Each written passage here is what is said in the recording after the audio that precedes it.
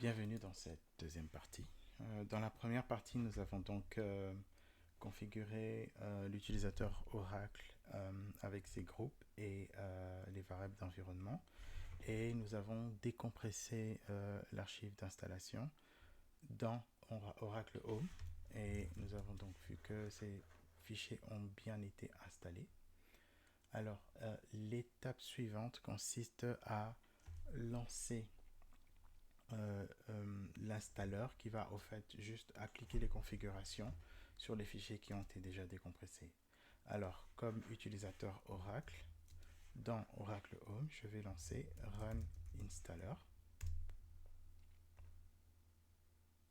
L'avantage de l'installeur Oracle, c'est sa capacité à vérifier la présence des prérequis, ce qui est très très pratique quand on fait une installation. J'ai quand même un petit problème. L'installeur. Ah oui, oui, c'est bon, il s'est lancé. Je trouvais qu'il prenait un peu de temps.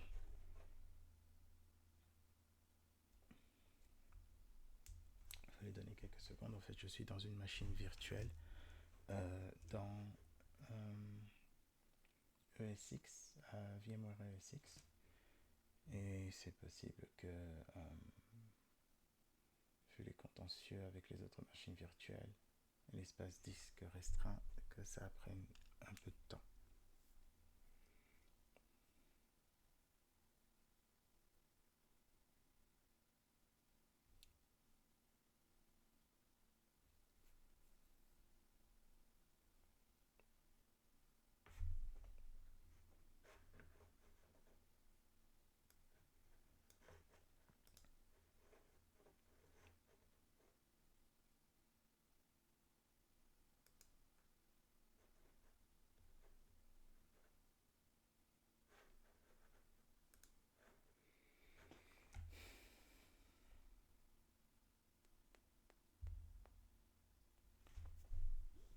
Ça prend beaucoup de temps.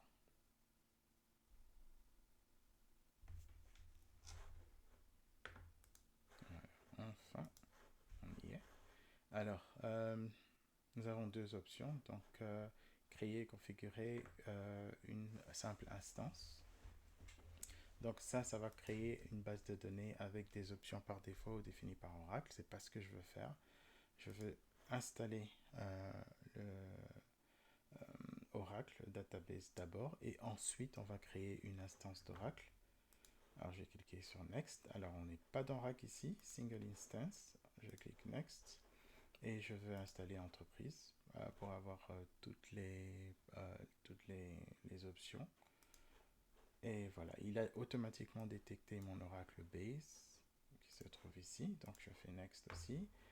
Ah, ça c'est le terme que je cherchais dans la vidéo précédente, Oracle Inventory. Donc il a placé dans U0app Oracle Inventory, donc parallèle à Oracle Base.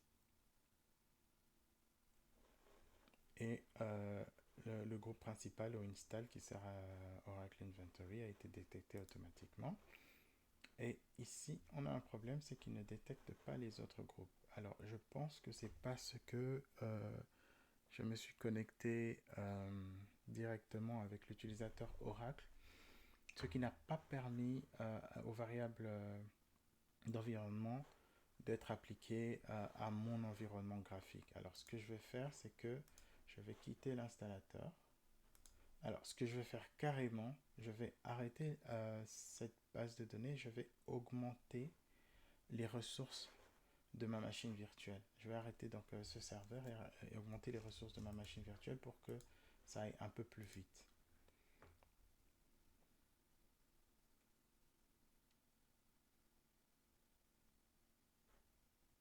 Voilà, j'ai fait un arrêt propre et je vais aller à ce niveau et on va lui donner beaucoup plus de processeurs. 16 Go de RAM, ça devrait aller. Et on redémarre la machine virtuelle avec 10 Go, 10 Go de... Ah pardon, 10 processeurs virtuels, on devrait avoir un peu plus de performance. Voilà, Oracle, oui, et le mot de passe.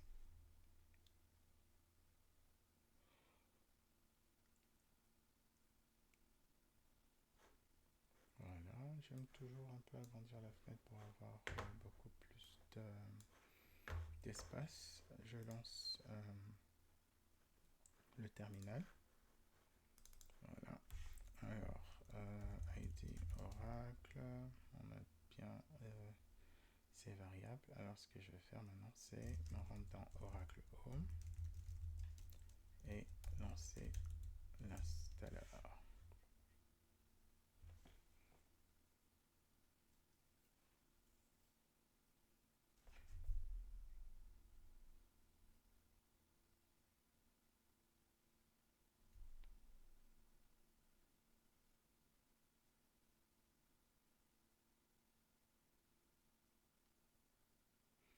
Oui, beaucoup plus rapide que précédemment. Ça, c'est une très bonne nouvelle.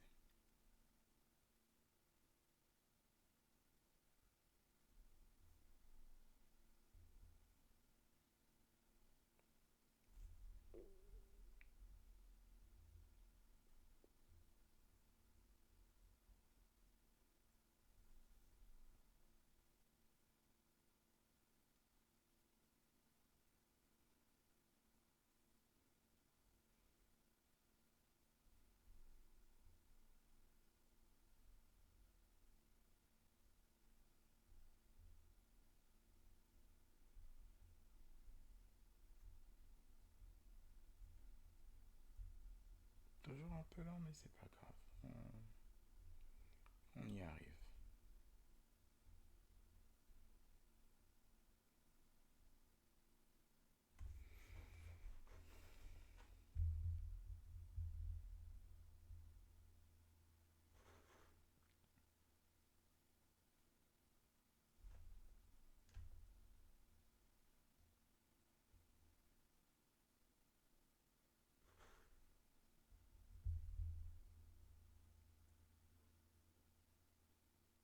Voilà. Donc, setup software only, single instance, enterprise. Très bien. Il a détecté les variables.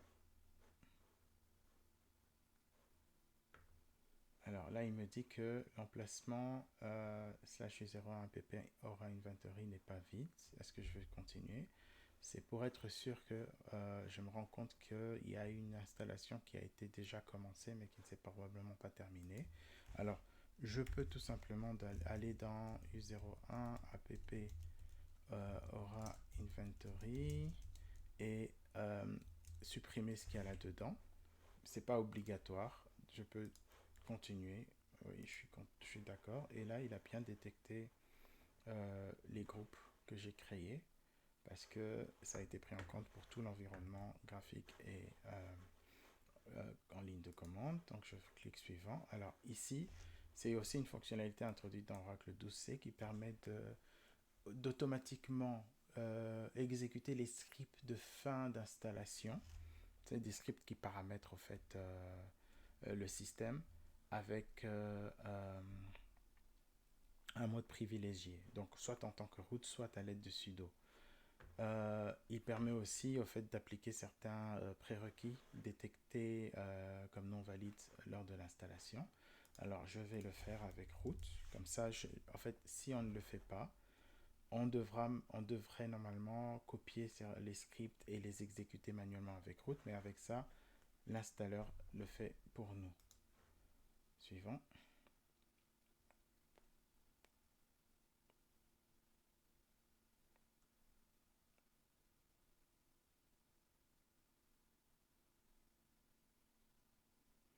Alors là, c'est la vérification des prérequis.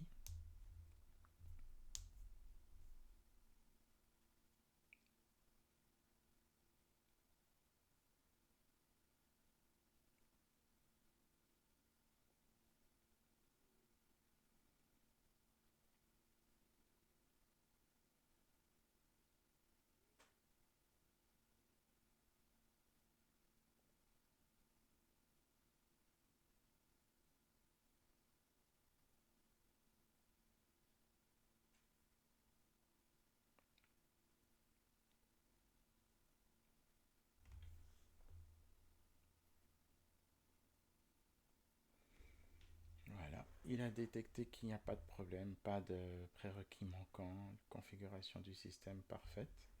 Et donc, on a ça. On peut sauvegarder le fichier réponse qui permet de faire une installation d'Oracle automatiquement en récupérant tous les paramètres qui sont là.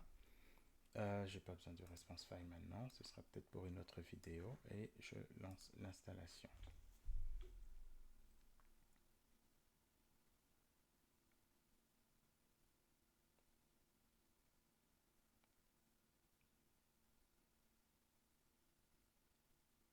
Donc comme je l'ai dit, en fait, cette installation n'est qu'en fait une application des paramètres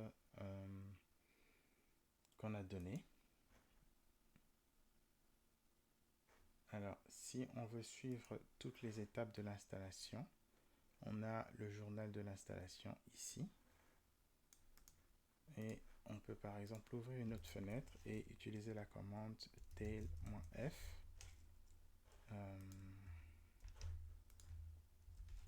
Voilà. Et on a ainsi toutes les étapes qui s'affichent. On peut aussi afficher ça ici avec les titres principaux des différentes étapes de l'installation. Voilà. Et on peut garder donc tout ça affiché comme ça, comme ça on sait quelle étape l'installeur est à quelle étape se trouve l'installeur.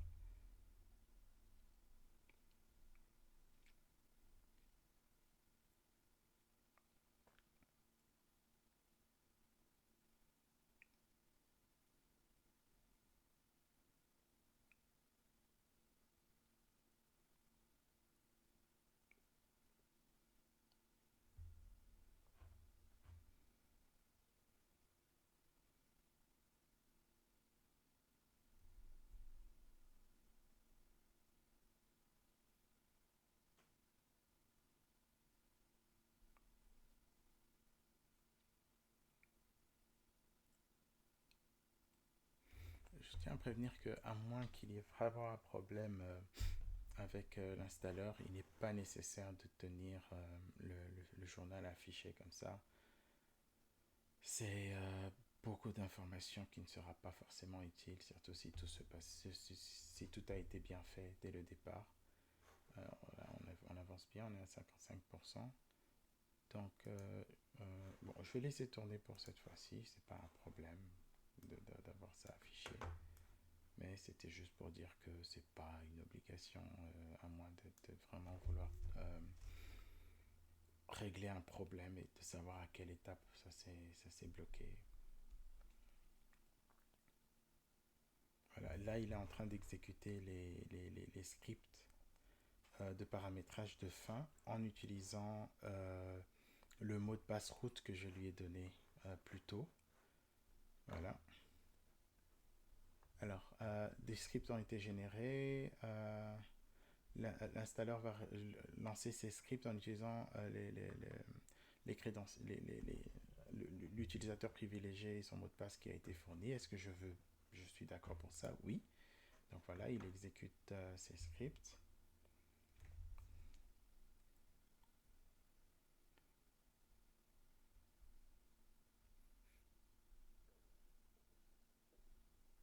Et voilà, c'est fini.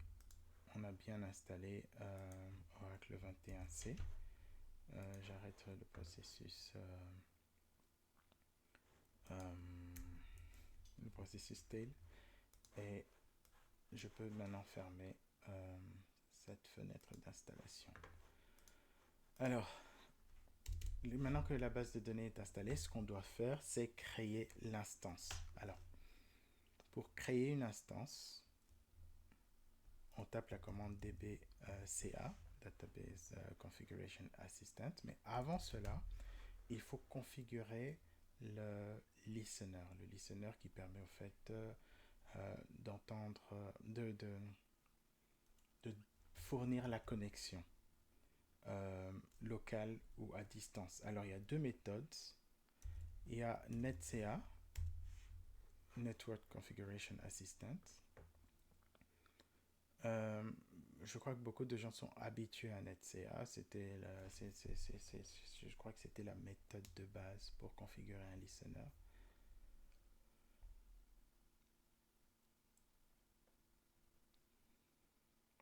je n'aime vraiment pas la lenteur de ce système. J'ai l'habitude de travailler sur des systèmes beaucoup plus rapides. Je vais probablement devoir modifier les configurations au niveau du disque, mais pour l'instant, on va se contenter de cela.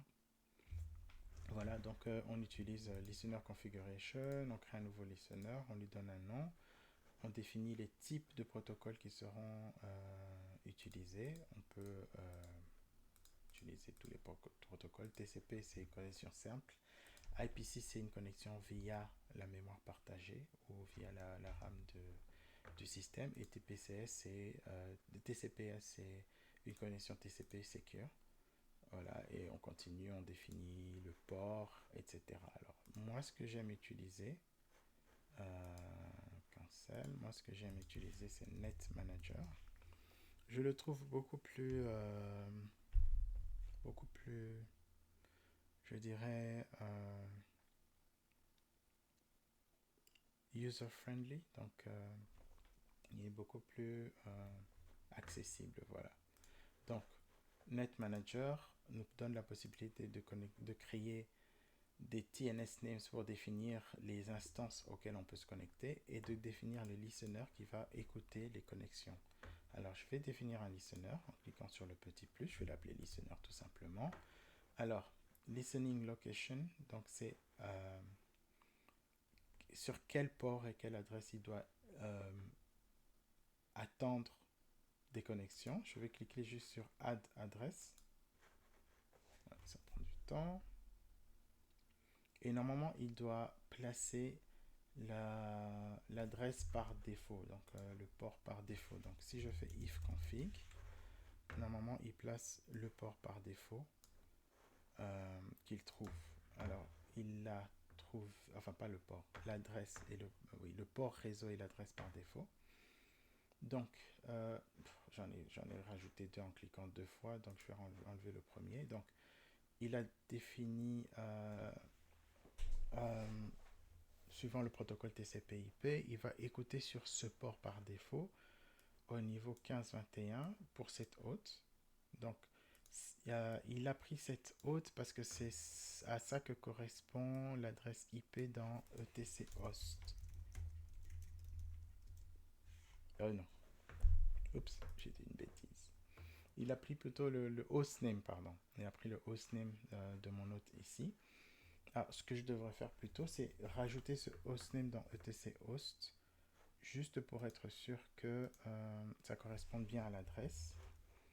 Donc, en tant que root, ETC host, je vais rajouter...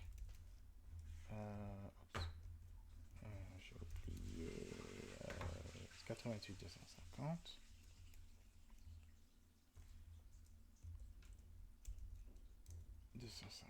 Et notre hostname, notre local host.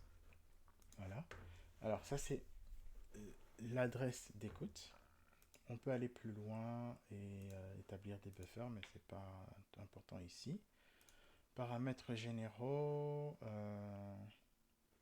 Ouais, on n'est pas obligé de s'attarder sur ça. Authentication, non. Alors, database service. Alors, on va ajouter un service. On ne l'a pas encore créé, mais on va l'ajouter. On va l'appeler ORCL, tout simplement. Donc, le SID, ce sera tout simplement ORCL. On peut utiliser des majuscules et des minuscules. À ce niveau, Oracle ne fait pas de caprice. C'est au niveau de la base de données, quand on crée un système de gestion de base de données, qu'on peut renforcer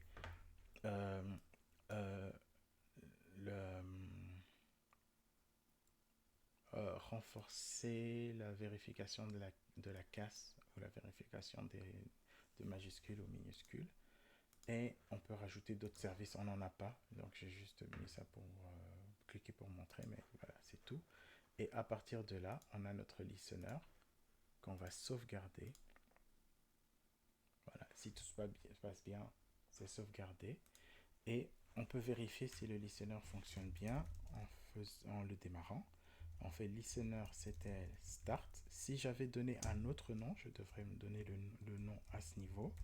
Listener par exemple 1521, mais comme c'est le listener par défaut qui s'appelle listener, je tape comme ça start et mon listener va démarrer le processus d'écoute. Voilà. Et donc, il a démarré. Il y a une instance qui n'est pas en service pour l'instant. Donc, le statut est inconnu. C'est le port 1521. C'est sur cette hôte. C'est TCP.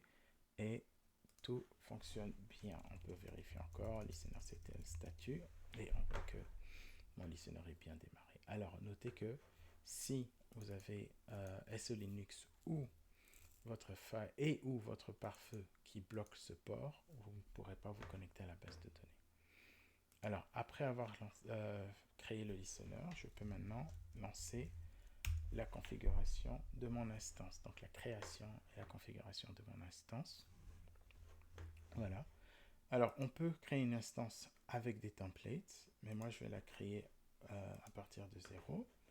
Il y a deux méthodes. La méthode par défaut qui va définir des paramètres par défaut. L'Oracle va se charger lui-même de définir les paramètres de configuration et tout. Ou la méthode avancée. On va utiliser évidemment la méthode avancée.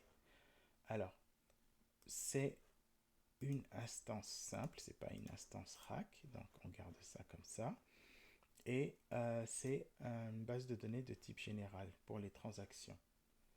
On peut voir les détails ici de ce que contiendra cette base de données. Voilà. Ça, c'est les différentes composantes pour définir des types de données qu'on stocke, etc. Ça, ce sont les paramètres d'initialisation. Nom de la base de données, dispatcher, destination des fichiers d'audit, etc. Les fichiers de données, on en a 4 au départ avec leur taille initiale. Les fichiers de contrôle, on va en avoir 2 au départ. Et leur taille. Alors, ça fera environ 205 mégas par groupe. Alors, ça c'est par défaut. Maintenant, ce qu'on va faire, c'est qu'on va modifier ces paramètres. Alors, ça c'est le nom global de ma base de données. Donc, c'est le nom de mon instance et plus le domaine tel que défini par mon hostname et le nom de mon instance SID. Alors, on va créer une base de données multilocataire ou multi-tenant en anglais. On va utiliser les Undoubtable Space locaux. Et on va créer 2 PDB et leur préfixe sur ça ORCL PDB. Le premier ce sera PDB1 et le deuxième PDB2. Suivant. Alors, on peut utiliser un template pour le déploiement de la base de données ou on peut définir soi-même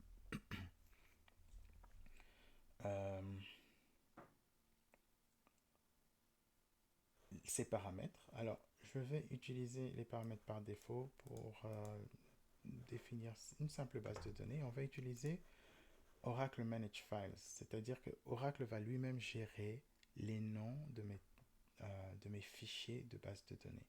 Et on va rester dans Oracle Base, Oradata et le nom de la base de données. Évidemment, dans un système beaucoup plus complexe, il est mieux de séparer tous ces fichiers dans des systèmes de fichiers différents ou dans des disques différents afin d'améliorer les performances. Mais pour l'instant, je ne vais pas trop m'en soucier. Alors, voilà les variables d'emplacement des fichiers. Tout ça est pris depuis le template. On va laisser ça comme ça. Suivant.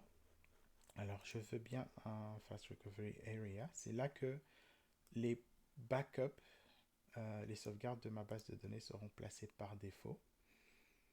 Et pas seulement ça, si on veut faire un flashback de la base de données, les flashback recovery files aussi seront placés là. Alors, pour l'instant, j'ai environ 162 Go de disponible. Alors, je vais me permettre d'augmenter cet espace ici. Je vais mettre tout simplement 50 Go pour commencer. Et je vais activer l'archivage. Donc, ça va créer les archive logs. Ce qui permet au fait de faire une sauvegarde de la base de données à chaud et de faire le point in time recovery des tables et des tablespace et et de la base de données. Alors, je vais cliquer sur Next. Le listener a été automatiquement détecté, celui que j'ai créé, mais sinon, lors de l'installation, on peut créer soi-même le listener.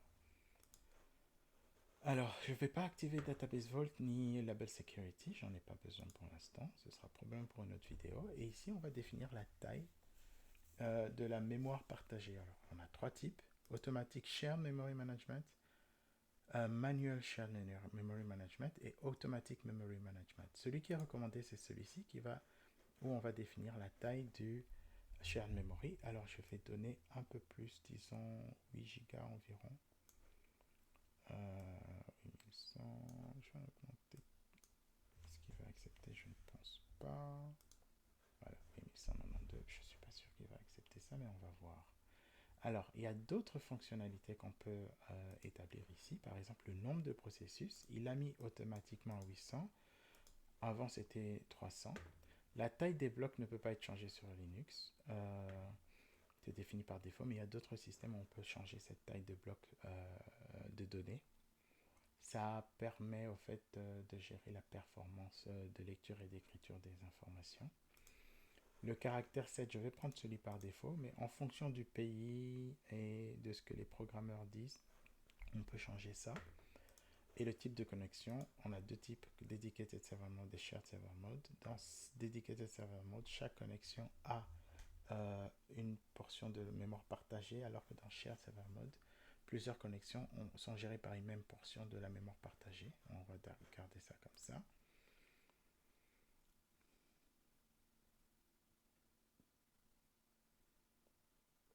Alors ici, c'est la configuration de Enterprise Manager Express. J'ai jamais beaucoup aimé Enterprise Manager Express. C'est vraiment une baisse atroce de qualité par rapport à la version qu'on avait dans Oracle 11G. Mais je vais quand même garder ça.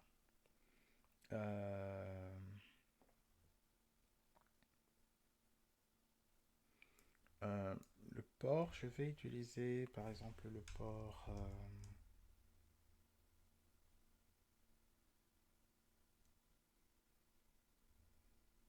5555, voilà, 5555. Voilà, suivant. Maintenant, on va gérer l'utilisateur et mots de passe. Ah, le port 5555 est déjà en cours d'utilisation. 5333, déjà en cours d'utilisation. Je déteste quand il fait des choses pareilles. Ça veut dire que ça va me compliquer la tâche. 4 HETC service. Je vois même pas 5555. Vérifions le pare-feu. Status firewall D. Ouais, le pare-feu est en cours de fonctionnement. Ce que je vais faire, get enforce. Ouais, ce que je vais faire, c'est que je vais ouvrir un port pour 5555. Parce que si je fais netstat -an grep 5555, il n'y a rien. Donc c'est probablement juste... voilà, c'est probablement juste le pare-feu qui est en train de m'embêter. Donc ce que je vais faire, je vais ouvrir le pare-feu et rajouter 5555. Alors, port. Ah oui, je vais en profiter pour rajouter 1521 aussi. 1521 et 5555. Voyons voir maintenant si, quand j'applique runtime to permanent, il accepte 5555.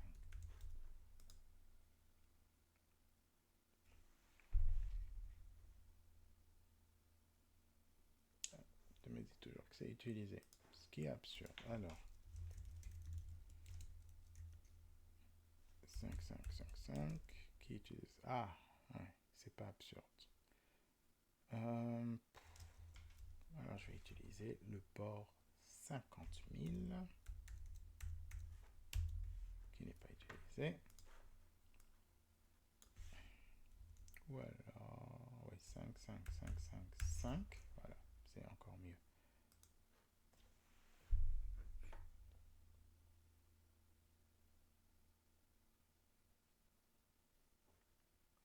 devient intéressant.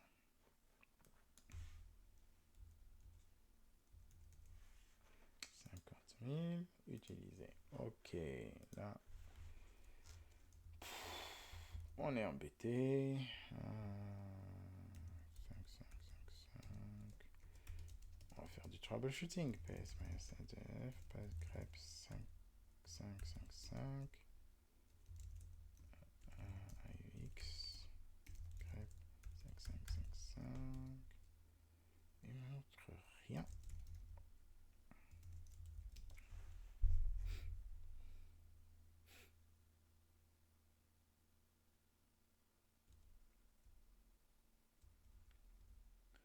C'est une installation par défaut, donc il ne devrait vraiment pas y avoir de problème avec un port quelconque.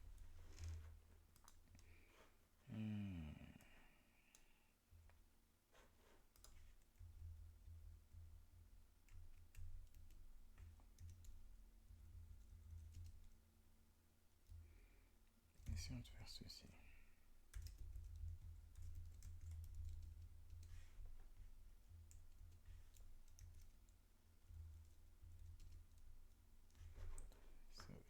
Socalia.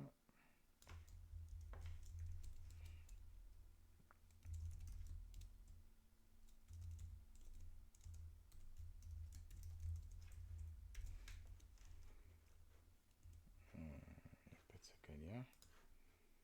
5100.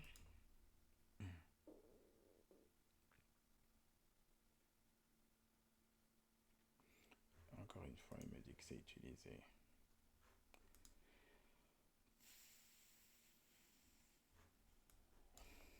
1522.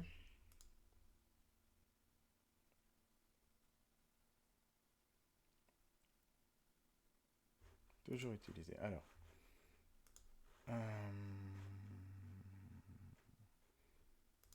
Il m'embête beaucoup.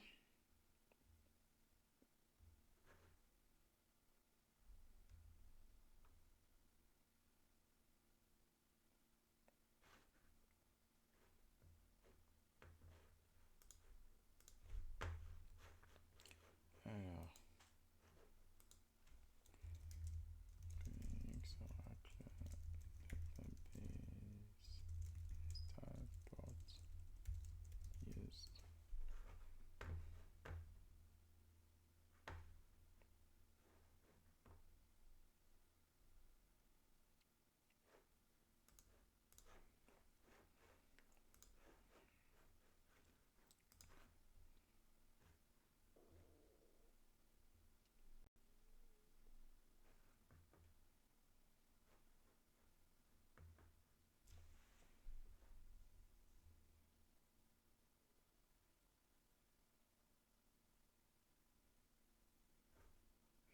Your internet adapter IP must match with the one you configured in etc host. Alors, est-ce qu'il a changé ça? Non, c'est toujours ça. Ping, hostname, ça correspond bien.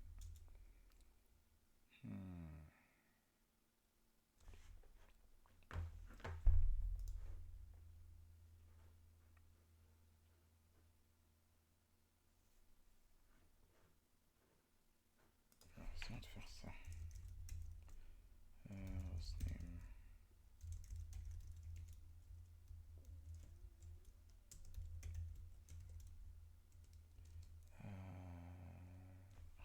Net Manager.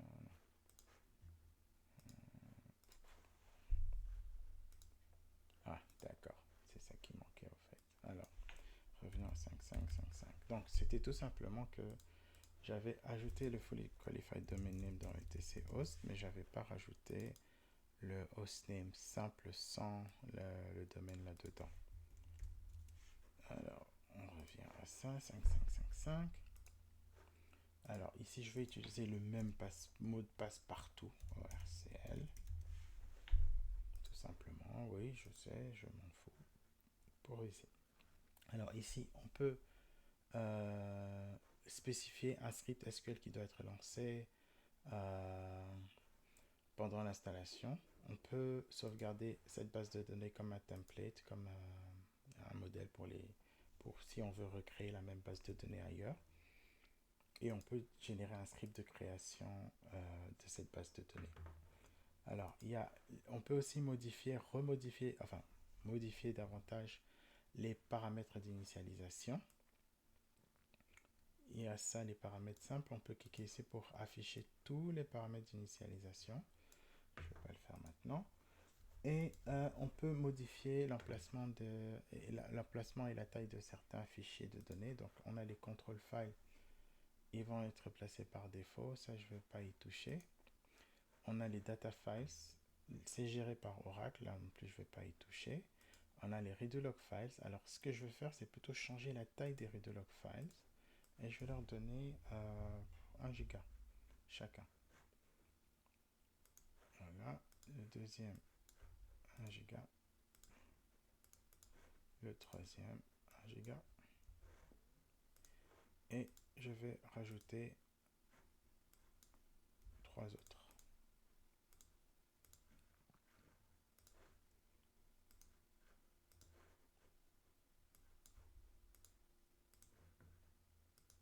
Voilà. Et un dernier. Voilà. Donc j'ai mes 6. Ah, il y a un problème ici. C'est pas en kilobytes, c'est en gigabytes. Voilà. Donc j'ai mes redo-log files ici, 1 giga chacun. J'ai mes data files, je ne vais pas y toucher parce que c'est géré par Oracle. Les control files. Là, pas de problème non plus. Donc au niveau des storage, je garde tout comme ça. Ok. Juste pour être sûr que j'ai rien, pas fait de bêtises. Oui, c'est bon. Alors, next, il va me faire un sommaire. Voilà, ça c'est le sommaire avec tous les paramètres que j'ai mis. Et je vais cliquer sur Finish pour lancer la création de mon instance.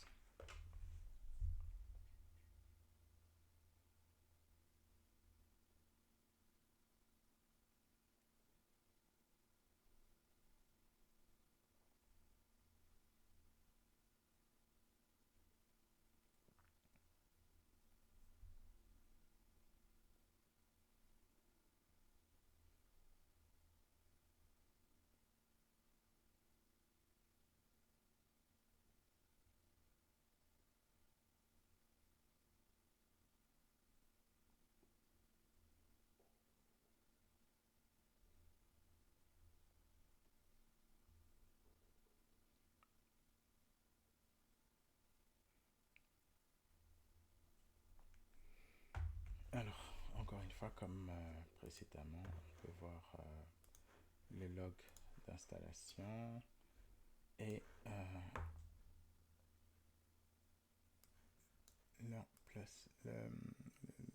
le fichier journal d'installation. Est-ce que j'arrive à le copier? Oui. Donc, tel.f, voilà. Alors, ce qui prend plus de temps, c'est surtout la création des fichiers, parce qu'il doit les créer manuellement.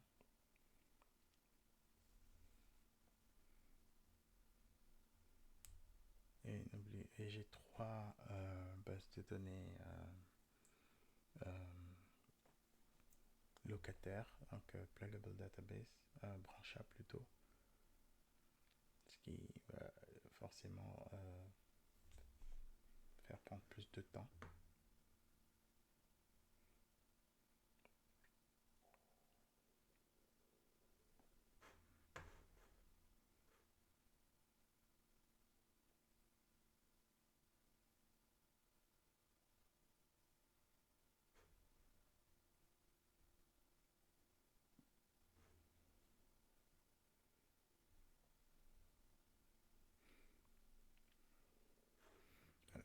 Lors de la création de la base de données, au fait, DBCA va créer une petite instance avec des paramètres simples et à partir de là, il va procéder à l'application de certains paramètres, l'ajout des fichiers, etc. Donc là, il a déjà démarré, je crois, la petite instance. Elle a déjà une mémoire partagée. Et là, il va appliquer maintenant les paramètres.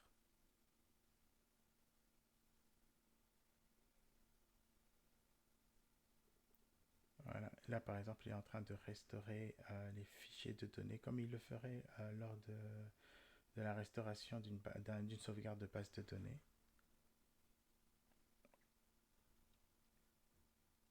Et là, oui, là, il le fait aussi pour les pluggable databases que j'ai précisé. Il est en train de les créer à partir de la graine qu'on appelle seed en anglais.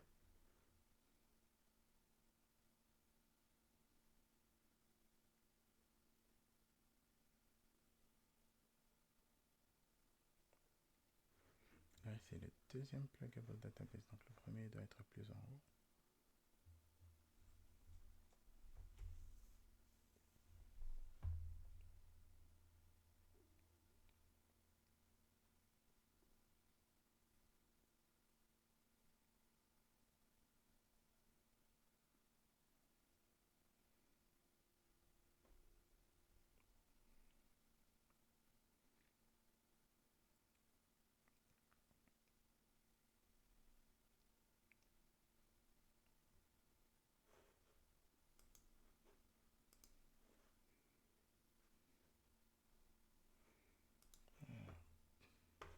Une chose que j'aime aussi regarder quand je fais une installation, c'est l'utilisation des ressources.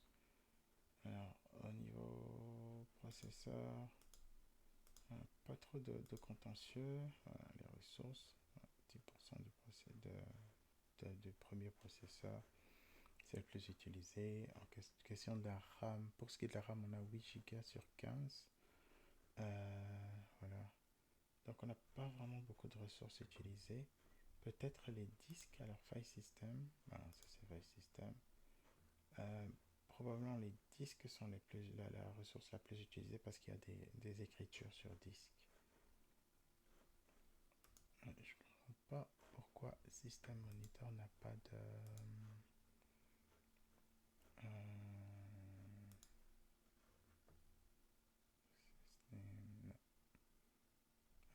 y a quand même discrete and discrete ici.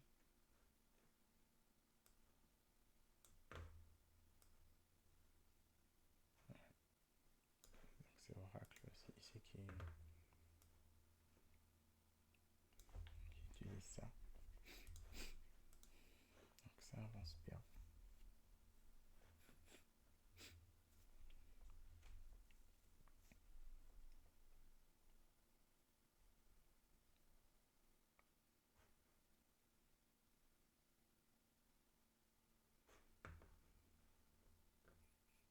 On a fini la création de l'instance.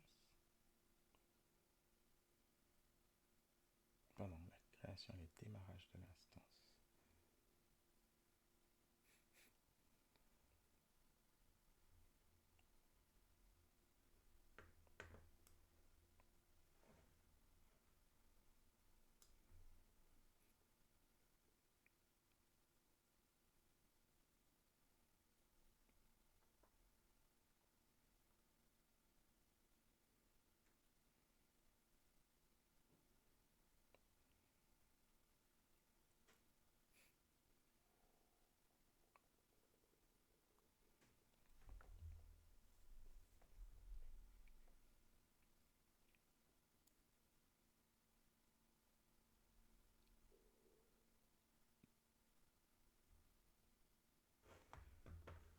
Alors il a fini avec le PDB2, je crois. Il a fermé.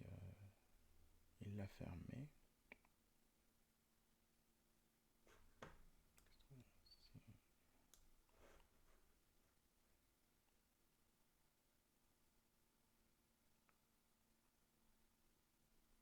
Il a réouvert encore.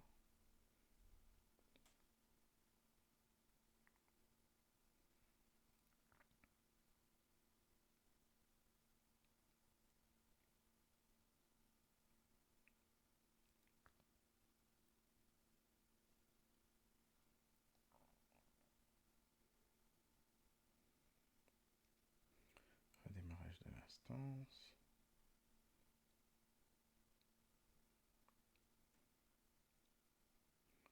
Modification de la taille des data files.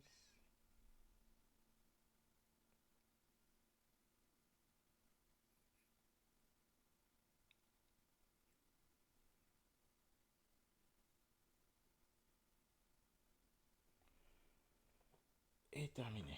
Bon, je me suis un peu perdu dans tout ça, mais c'est pas grave. Alors, ici, on peut encore revoir la gestion des mots de passe pour changer certains mots de passe, mais c'est pas grave. On a les comptes existants qui sont bloqués. On va pas toucher à ça maintenant. On va juste vérifier que tout est bien dans notre base de données. Donc, si je fais SQL plus 6DBA, là je suis connecté à mon CDB. Voilà. Donc, il y a deux PDB qui sont créés, plus le PDB seed.